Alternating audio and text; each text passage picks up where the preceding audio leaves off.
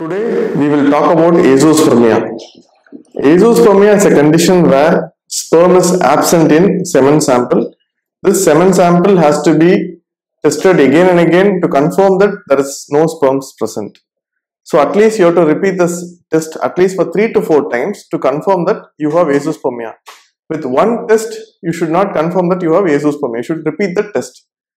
Even after repeating, if it is still azoospermia, what has to be done next? It's very important we find out the reason for this azoospermia.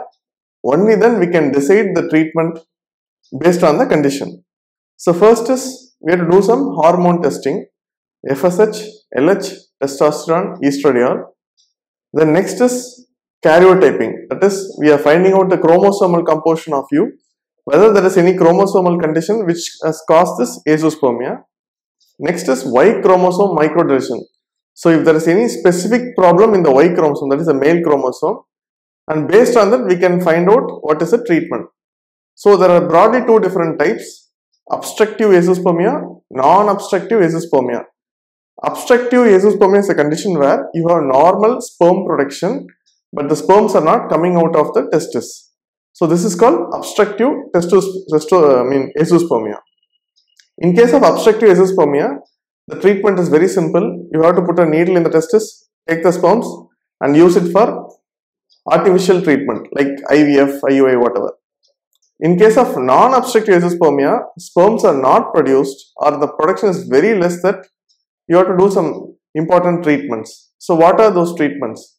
You can put needle multiple sites or at a single site, take the tissue and see if sperms are present. If the sperms are present, you have to use it for IVF or ICSI. site. In case you don't find sperms, you can try hormonal treatment for some more time and then repeat the same procedure again. In case of karyotyping and Y chromosome microdeletion reports, we find something is abnormal, then the treatment may become difficult. With Y chromosome microdeletion, there are certain conditions where sperm production is not possible. So before subjecting you to TISA or TC, whatever, we have to first do karyotyping, Y chromosome microdeletion and hormonal testing. Based on hormonal testing, we can go for treatment.